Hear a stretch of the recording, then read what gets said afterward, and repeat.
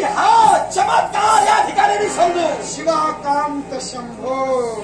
जय श्रीराम. श्रीराम.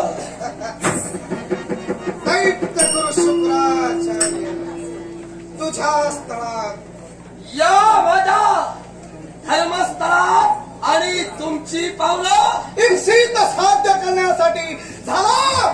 शुक्राचा इप्सित साध्य झालं. हा संशय कुठला? हा तुमच्या बद्दलचा दाट संशय. कुठला? तुम्हाला पाहिल्यानंतर संशयाची पाल मनात चुकचुकू लागली. कारण या माझ्या धर्मस्थात एक वेळ कल्प विकल्पाची देवता परवडली, पण तुम्ही नको. अशा प्रकारचं हे तुमचे मनस्पर्श आहे. तुम्ही ज्या ठिकाणी उभे राहता निर्माण केल्याशिवाय राहत नाही. म्हणजे अशीच तुमची कलीपेक्षा सुद्धा वरच्या जागेवर शुक्राला पोहोचविलं. नक्की. मग ठीक, त्या कलीच्या कर्तृत्वानं या विश्वात उल्कापात होतो. अर्थात या शुक्रामुळे तुझ्या जीवनात उल्कापात होऊ नये तर बाजूला हो. वरची जागा म्हणजे अशी आणि तशी नव्हे. मग त्याचं नाव ऐकल्यानंतर त्याला जवळ कुणी घेणारच नाही. अशी ती जागा म्हणजे आता तुमची योग्यता तुम्ही समजा. वरची जागा. हनुमंता. जय श्रीराम. हनुमंता, माझी जवळीक करण्याचा तू विचारही करू नकोस. कारण देवतांशी हाड वैर ज्यानं पत्करिलं तो शुक्र होय. या शुक्रानं या विश्वाच्या ठिकाणी देवतांच्या नावाचं उच्चाटन करण्याचं ठरविलेलं आहे. आणि म्हणूनच लंकाधी श्रावण जन्माला आला. लंकाधी श्रावणाच्या जन्म रहस्यामाग कूट कारस्थान शुक्राचं होतं. अरे सुमाळी दैत्य म्हणा, कैकासी म्हणा, हे शुक्राचं कटू कारस्थान. तेव्हा या कारस्थानात जवळीक होऊन तुम्ही होरपळला. तेव्हा आणखी जवळीक करण्याचा विचारही करू नकोस. मी तुमच्याशी जवळीक साधण्याचा याच्या पुढे तरी आता प्रयत्न करणारच नाही. नकोच करूस. तुम्ही तुमच्या स्वतःच्या स्वार्थासाठी त्या थरापर्यंत जाणार याचा विचार मला आहे. स्वार्थ या विश्वात प्रत्येकाच्या जीवनात प्रत्येकाचा स्वाभिमान प्रत्येकाला प्रिय आहे. देवतांच्या दरबारी केवळ इंद्रदेवानं केलेलं कपट आणि त्या कपटाला अनुसरून केवळ देवतांशी वैरत्व उतारलं. काय चुकलंय माझं? जिथं देवतांशी वैरत्व म्हणत आहात, आज हाताची प्रतिष्ठा महत्वाची ठेवला. एवढ्या जवळ तर स्वतःला कुणीतरी ज्या जगानं मोठं म्हणावं म्हणून आज ज्या वृत्तीनं तुम्ही तुमचा निर्णय घेतला आणि देवताची वैरत्व निर्माण केला. मग देवता जर का एवढे वैरी तुमचे आहे तर सांगा हो शुक्राचार्य, भोलेनाथांची भक्ती तुम्ही का केला? देव नव्हे का? हे हनुमंत, देवतत्व शिवशंभू महादेवां व्यतिरिक्त मला कोणी प्रिय नाही. अर्थात शिवभक्त प्रिय आहे म्हणून तुझ्याशी सामोपचारानं बोलतोय. म्हणजे कामापुरती देवाचा वापर करून घेता, महिमा मोठा या जगाकडून दाखवता. हा तुमचा स्वार्थ पण लक्षात ठेवा. हे दैत्य गुरु शुक्राचार्य कामापुरता वापर हा तुमचा आता तरी मला जीवनात ज्या नारायणानं रामस्वरूप धारण केलं त्या रामानं सेतुबंध रामेश्वरीच्या ठिकाणी रामेश्वराची स्थापना केली. कशासाठी? आपलं इच्छित साध्य करण्यासाठी. इच्छित कुठलं? सीतामाईच्या मुक्ततेसाठी. लंकाधी श्रावणाच्या वधासाठी ना. मग सांग, तेव्हा सेतू पार करण्याचा विचार मला झाला. सेतू पार करण्यासाठी केवळ रामेश्वराची स्थापना झाली. मग तो तुझ्या देवाचा स्वार्थ नाही. माझा देव आपल्या कामापुरता त्या देवाचा स्वार्थ नाही. शिवाला तुझ्या रामानं अंगीकारिलं त्याचा स्वार्थ आपला. हे दैत्य गुरु बोल. माझ्या प्रभूंनी महादेवाला केव्हाही तुच्छ मानलं नाही.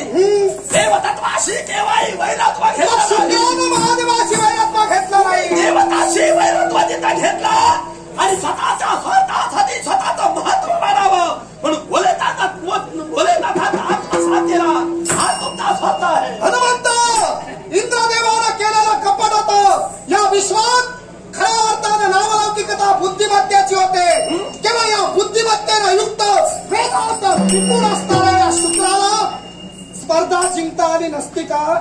देव दरबाराच्या ठिकाणी देवतांचं गुरुपद कुणाला द्यावं ठरलं गेलं अर्थात ते गुरुपदाच्या लायकीचा मी नाही रे. मी लायकीचा नाही का? मी योग्यतेचा नाही. मी ठरवण्यापेक्षा आज जो प्रसंग देवताने तुमच्या जीवनात निर्माण केला यावरून आज तुम्हाला बाजूला ठेवण्यात आलं त्यावरून ही योग्यता संधी साधू व्यक्ती संधी साधू देव आपल्या संधी कर्तव्यासाठी संधी शोधतात. अर्थात त्या संधीनं इंद्रानं माझ्यासमोर कपट निर्माण केलं. आपली कन्या जयंती या जयंतीला कामवासनेनं पीडित करून या शुक्राच्या समोर पाठविलं. वेळोवेळी मी सांगत होतो बाजूला हो ऐकतवाती माझा मार्ग अडवू लागली आणि म्हणूनच मला स्वर्ग दरबारी जायला उशीर झाला. हे निमित्त आहे. मग हे कटू कारस्थान देवताने हे निमित्त आहे. हे कटू कारस्थान हे कपट तुमच्या म्हणण्याप्रमाणे देवतांनी घडवलं. इंद्रदेवानं केलं. हो घडवलं ना. हो मी हेच म्हणतो मी सुद्धा या मग देवता माझ्या वैरी नव्हेत. मी तुमच्या मताशी मी सुद्धा तुमच्या पाठीशी आहे. मग तुमचं म्हणणं रास्त आहे. इंद्रानं हे कपट केलं पण जे अधिकार त्या इंद्राला होते त्या अधिकाराला अनुसरून तुम्ही योग्यतेचे आहात की नाही याची चाचपणी त्यानं मनोमनी केली. म्हणून देवाच्या हितासाठी देवताच्या सुखासाठी त्यानं बृहस्पतींना तो मान दिला. हनुमंता माझी योग्यता काही त्या इंद्राला कळली म्हणून त्यानं बृहस्पतीला मान दिला. आता देवतांनी विचार विनिमय केला. एक लक्षात ठेव इंद्रदेवाला ज्ञात होतं की आपण करत असलेलं देवतांचं अधिपत्य हे अधिपत्य शुक्र पाहून घेणार नाही. मनमनाप्रमाणे वागायला शुक्र आपल्याला देणार नाही. बृहस्पती बोलका पोपट आहे रे. कसं काय? तो बृहस्पतीला सुद्धा मान देत नाही. बृहस्पतीच्या बाबतीतही त्यानं कुकर्म केलं. आता त्याची वाच्यता मला करायला लावू नकोस. त्याची हिंमत या शुक्राच्या बाबतीत फक्त एकाच वेळी झाली. अर्थात या इंद्रानं पुन्हा माझ्या वाट्याला येण्याचा प्रयत्न केला नाही. पण तेव्हा दैत्याला निर्मित करून संजीवनीच्या योग्य करून त्यांचा सूर हा शुक्र घेणारच घेणार. म्हणजे या तुमच्या बोलण्याचा अर्थ तुमच्याच मोठ्या भावावर तुमचा विश्वास नाही. तुम्हीच हा भावाभावात मत्सर निर्माण केला. म्हणजे तुमच्यामुळे या जगाच्या पाठीवर हा असा आदर्श तुम्ही घालून दिला. भावाभावात मत्सर व्यक्ती तेवढ्या प्रवृत्ती तत्वज्ञांच्या बुद्धिमत्ता. मी मला म्हणालो प्रश्न बुद्धिमत्तेचा होता इथं नात्याचा नव्हता.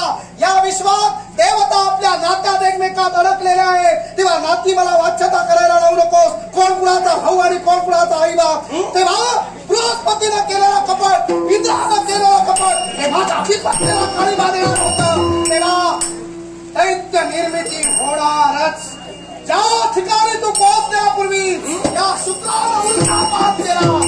शुक्रानं दैत्यांची निर्मिती सुरू केली. लंकादी श्रावण थांबला. लंकादी श्रावण मृत झाला तरी पण माझा सूर तुमचा संपलाय. तो सूर शुक्र तुमचा वाद्य उजविणारच. खबरदार माझ्या दरगावाचे तुम्हाला रामेश्वराच्या ठिकाणी अशा प्रकारे धर्माचा पहिला घटना तुमच्याकडे